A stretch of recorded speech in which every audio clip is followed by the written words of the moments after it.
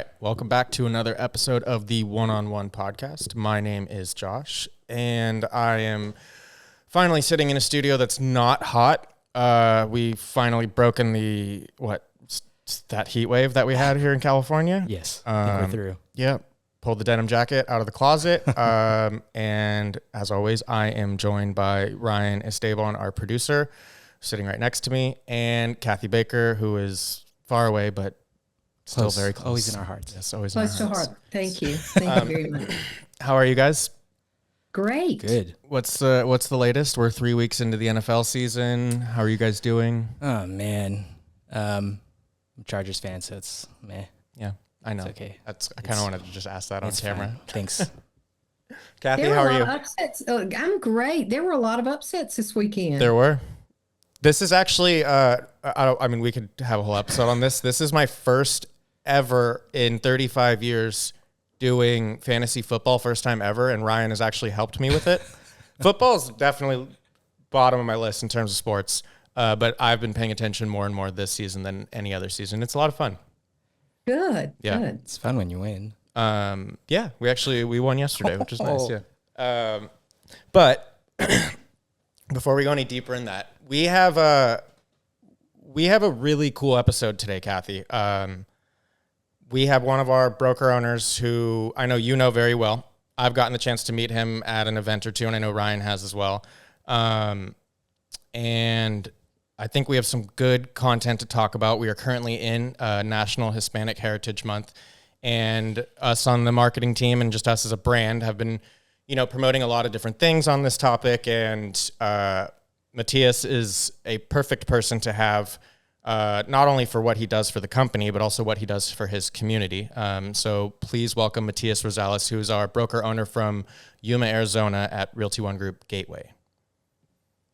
Hey, good morning, everybody. Thank you, and honored to be here. And just to mention, you're talking about the heat wave. We're in Yuma. Yeah, I'm sorry. I didn't even think about that. We are so inconsiderate. You guys had like 200 days in a row of 100-degree plus weather, right? Last week was the first week we didn't have the 3 digits, so we broke records this year, 115 degrees. So yeah, so I'm not feeling your pain. I apologize. Way to go with your denim jacket. I'm really Josh. sorry. That was very insensitive of me. I apologize. That's okay. Well, I have to tell you on another hot topic. I had the opportunity and the honor to go down for their grand opening a couple of years ago. Mm-hmm. And I have to tell you, there was this table smoking hot peppers, and Matias and the others were going, yeah, you don't need to eat that. you can't do that. He said, you were not raised on these peppers. It was such a great opportunity and experience. Hey, I don't even hit those peppers, and I was raised on just something there. The ghost peppers were hiding behind the chips. They were so hot. I have to tell you this, Josh and Ryan, one of my favorite people. I mean, when we look at our network and we look at our culture, one of the biggest servant hearts that we have is right here. Tell us a little bit, share a little bit your story of your service, who you're serving right now, not only the real estate community, but in Yuma. Yeah, of course. My wife says that I don't like to have free time down, so I do a lot of volunteerism. She doesn't understand why sometimes, but I've been doing it for now over 12 years. I'm an elected council member for my community for City of San Luis. Finishing my 3rd term as council member. I served 7 of those years as vice mayor. I've been past president of my Yuma Association of Realtors for 2 terms already. I'm currently the chair of the Arizona State Association Realtors Risk Management Committee. I've been serving at the state level also for the past 8 or 9 years. Besides that, via the council, I serve on various boards here in my community.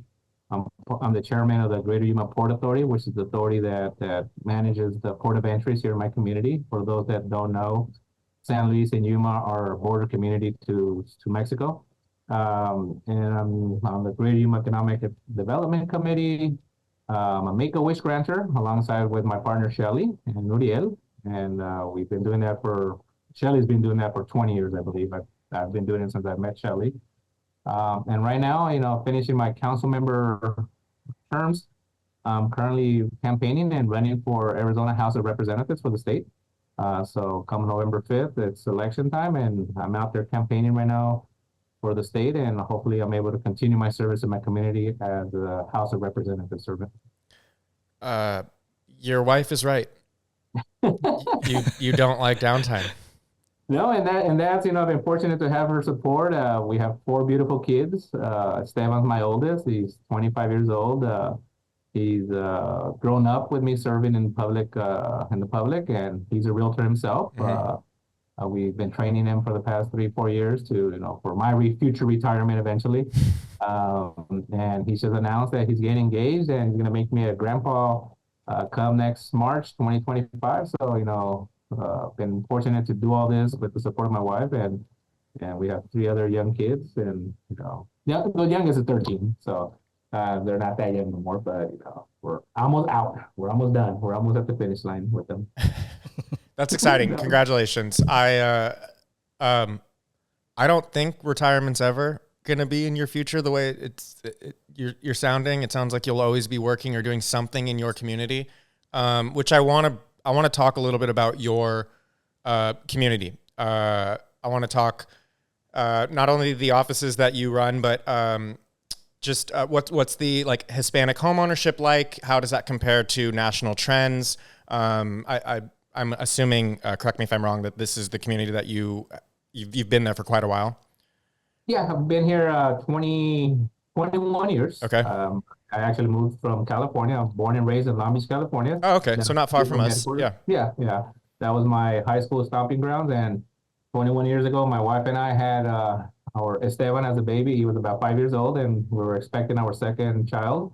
And we wanted to buy a house, and they weren't affordable in California at that time. And we headed west, and Yuma County, we headed east, and Yuma County was the closest Arizona community that left us within a 4-hour drive to Long Beach, because my parents over there, her parents were over there at the time, and we wanted to be able to travel back and forth and keep connected with the family. And we planted our seeds here, and we've been here now 21 years. Love it. Even though it's 115 degrees 3 months out of the year, we've learned to get used to the heat, Sure. and it's 3 months of hell, but the rest of the months it's beautiful. Yeah. And our community is, as I mentioned before, we're a border community, so my clientele is, I would say, 95% Hispanic.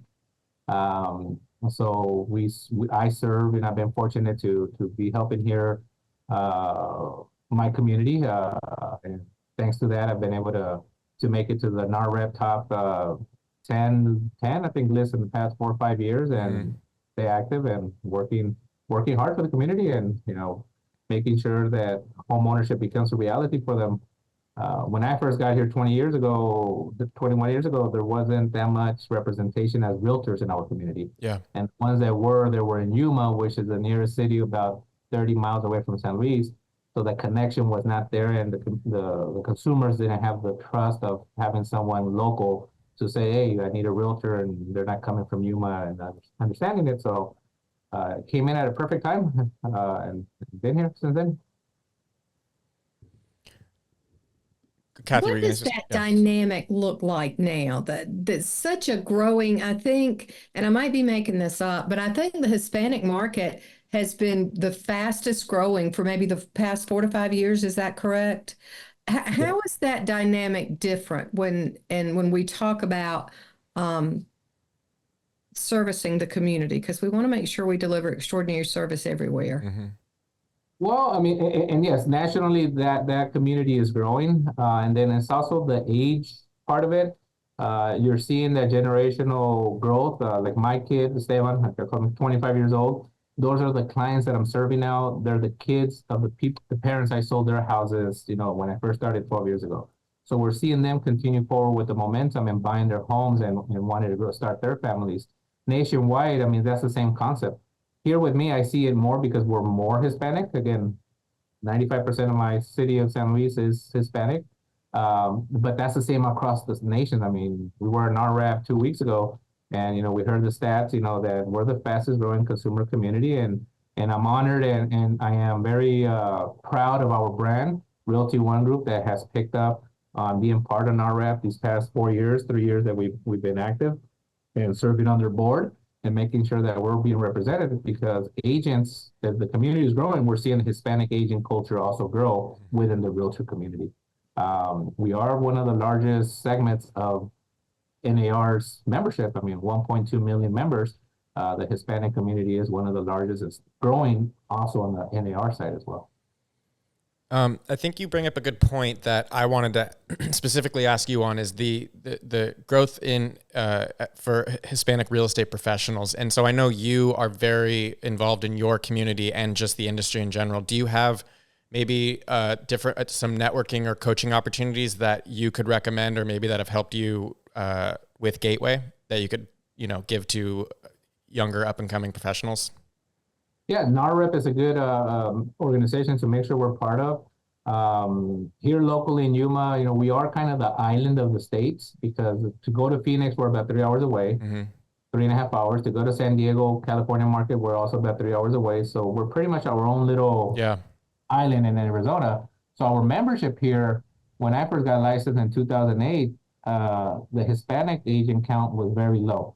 I think at that time there was 300 agents in our membership here in the Yuma area. And probably I would say 20% were Hispanic. Right now, our association membership, we're close to 750 agents, but it's about 60% Hispanic now. That's just our association here in the state.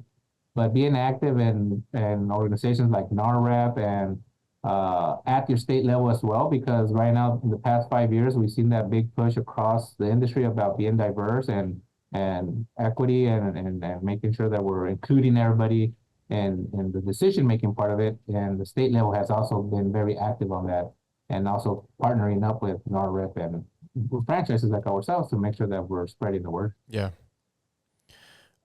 Kathy, you always talk about, and I want you to drive this home, but you always talk about being an expert of your community. And I think we have a perfect example of this. So Kathy, can you maybe elaborate on that a little bit more, why that is so important, especially in the current climate that we're in? Well, it is important because I think probably when you talk about, and I want you to kind of fill in the blanks with this, Matias, but when you talk about that generational owner, I want some clarification around, because what I've read, is it true there's multi-generational ownership within homes within the Hispanic community more than others? And that for a real estate professional is such a different dynamic. When you're looking at that level of service to serve, even though you're very young to have a 25-year-old. Yeah, that's right. Yeah. Too young to be a granddaddy. I'm just saying. Thank you. But when you look at that dynamic, I would think not only do you have to be the expert in your neighborhood, but within that community, that you have to know what those dynamics are as far as financing, as far as buyer representation, as far as everything. It's just a totally different dynamic. Yeah, and that's so true. I mean, that was one of the topics that I don't know how many of you might know, but I was honored to be a guest panelist in San Diego, this past 2 weeks ago for the NARREP convention. And that was one of the questions that was brought up, and people were actually asking us in the room, is how do you connect with that consumer, especially with this multi-generation? And it's being active out there. I mean, you can't just be a realtor trying to market yourself to sell and list homes. You got to make sure people, in our culture at least, they trust you by seeing that you're out there, not only seeing them as a number sign, a money sign. They want to make sure that you connect with them. Families are very important in our culture, so you have to make sure you're not only connected with the client, but you also have connection with their kids. I mean, I run into past clients at Walmart or wherever we're at, and the ones that come up running to me and grab my leg are the kids, because they're the ones that remember when I give them their house keys, they got their own bedroom because maybe they were sharing a house before with 2-3 members of the family. So that connection, and once you have that you build that relationship with that family, it's going to continue to grow, and that's where the responsibility of us is to continue connecting with our clients in the future to be able to serve the next generation. So yeah, it is very true. Hispanic culture comes down to trust, family, and being honest and transparent with them, and make sure that they're always there, understanding that you're there to help them and you're not just seeing a transaction. And you live that. I know that I was talking about, I had the opportunity and the honor to go to the grand opening, and the first thing I noticed was the generational love. And Ryan and Josh, the representation, gosh, there were probably 300 people there for this office opening. And it was from stroller to grandmother. Yeah. I mean, the entire family unit came to support the ownership. And that was just such a testimony of what you've just said, that generational love, respect, because of what you do for the community, what you and Shelley do to serve the community and to make sure that you're giving back. Home ownership is so incredibly important. And for your community for you to be such a testimony of that, we just appreciate your representation of us. Yeah. No, in thank that. you. And we were mindful about that when we did that grand opening. You know, I was the one advocating to do it in July. I didn't. We didn't think you wanted to be out there sweating 115. Yeah. So no, we keep that in mind. And I've been fortunate here locally in my community to be partnered with a local nonprofit. And their mission statement is to provide affordable housing to the community. They originally were founded back in the early '80s with the Cesar Chavez movement. It was Cesar Chavez actually passed away here in my community. For those that might not know, he would go back and forth from Salinas to San Luis because we're in agriculture. We were and have been an agriculture community. Yuma County provides 95% of the lettuces for the United States during the season. Oh, that's We why. are ag related, and most of the older generation, that's where their income came from, and that's where the connection was. But now we're seeing their kids, like I mentioned earlier, Yeah. buying homes, but they're moving up. If they're staying in ag, it's a different type of agriculture because it's now technology based, but they're moving up and coming back educated after the careers, and they're buying their homes. And Comité de Bienestar, which is I partner with and I sell their homes, their main goal is to find grants for down payment assistance or closing that gap if they only qualify for 200,000 and the home is listed for 210. You know, they have grants they call it gap assistance. Yeah. But their main goal is for that, and they've probably built up about 70% of my community. Wow. And we're talking about, we're a community right now about 38,000 population. But that is their main focus. You know, besides that, they have other departments: nutrition, family counseling, financial counseling, preschool services. But I'm the one that runs their real estate division for that part. Got it. So I've been very fortunate, and I would say I've helped over 1,000 families in my career to buy their homes here in my community in the past, 16 years of service as a realtor. It's amazing. Like you are making a huge difference in your community and in the industry as well. Like, I mean, you're making waves, and I think people are taking notice. And you touched on this already, but I maybe want to get just a little bit more from you. Can you maybe share a piece of advice, something for a young up and coming professional in a diverse market? Focus on where you want your brand to grow with. So in other words, don't try to do everything. If you're going to be focusing on buyers, in that community, I'm actually a full service agent, but I've been doing this already for 16 years. So I started representing buyers only. Then I moved over to listings and buyers at the same time, and then into property management. I currently manage about 135 doors right now on my portfolio. So, but again, it's not something that I did right off the bat. So start off with a certain niche, and then from there, as you grow, then you'll be able to expand and provide more services, and then utilize that past network of clientele to continue to grow. Yeah. But the most important part with all that said and done is the follow-up, connecting with those clients down the road. Again, don't make it just a transaction where you give them their keys and you don't ever see them again. You got to make sure you're networking, it goes to whatever system you use, whether you use Buffini or whatever system you're using, Boomtown or Sync.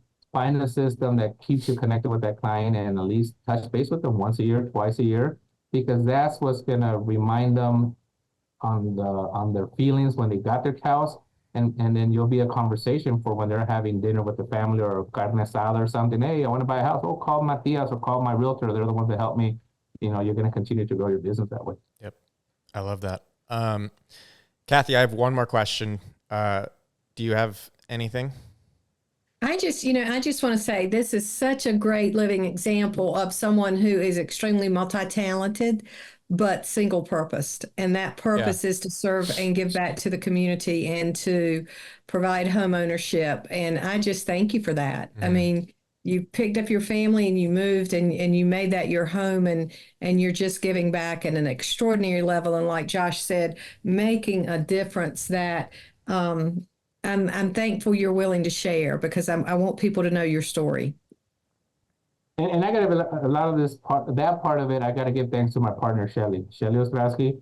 Some people might know the story, but she's the one that sold me and my wife our house when we moved out here to Arizona. We called on a Sunday. She answered the phone. You know, she came down from Yuma to San Luis, which was at that time for her, you know, odd. For most Asians wouldn't make that 30-mile drive to the border community to show people houses. Different type of culture back then, but she did it. We built that relationship. She kept on calling me, like she kept on doing that networking. She would call me every 2 months and say, Matias, I need a Spanish assistant. Tell your wife to get her license, because I had opened the business when I first moved here.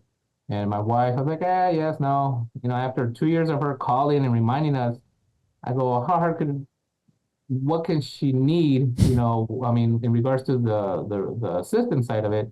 And she told me, go get your license and you have a job here. So I went and got my license, and you know, he started with her as an assistant, you know, and then from there we made a team and then became partners. But a lot of the stuff that I do is because she taught me that you have to give back to the community. Like I said, she's been a Make-A-Wish volunteer. That's why I started. That was my first service. And then when I wanted to run for council, she said, yes, you got to do that because you're giving back to the community. And from there, it just grew. And like I said, I give a lot of the credit to her because she taught me this part of the industry and also how to give back to the community. So. And Josh, I'm going to say this, and Shelly's going to kill me for saying this, but I'm going to say it. That relationship is so strong that I want to say in March, when this man becomes a very young grandfather, Shelly is going to be a very young great-grandmother, because that bond is more than business. Yeah. It's a trust and a love that I don't want to get teary, but it is really heartwarming. Yeah. We make fun of it because we call it La Familia. She's part of our family, and she's my youngest godmother. Her husband are his godparents, you know, and people sometimes don't understand that because we come from different cultures. Sure. You know, I'm Hispanic, she's not. Different political views, but yet we're business partners, and we know we respect each other and our views. But we work together, and we've always been able to balance each other out. Yeah, that's beautiful. She'll be the first one to tell you that supposedly men can multitask, and she still says that. And I go, after everything I do, you tell me I can't multitask, but okay, you know, I'll give her great. That one. And, you know, I call her analog because before she was, you know, using faxes and stuff like that. So I think she's upgraded now. She's 3G. I haven't made her LTE. Learning. She finally got an iPhone, so we're moving in the good right direction. Yeah. That's great. Well, Matias, thank you so much for joining us. This is a great episode. I think the network's going to love it. Yeah, and keep doing what you're doing. You're like such a good example for the rest of the network. Seriously. Thank you. I appreciate it. And yeah, I appreciate everything that Realty ONE Group does for us and our agents. Our agents love the brand here in Yuma. You know, we brought it in 3 years ago, going on 4 years now. Mm-hmm. And, you know, it's family. And that's what Realty ONE Group is, you know, what we do. And because of Realty ONE Group, one day cares, and all the events we've done, our agents have embraced it, and that we're passing it along. So thank you to corporate, to Cuba, to everybody out there for everything you guys do, and let's keep on growing. Cool. We love it. Thank you again. Thank you, guys. Thank you for joining us for another episode of the One-on-One Podcast, powered by Realty ONE Group. For more information, questions, or concerns, please reach out to coaching@realtyonegroup.com.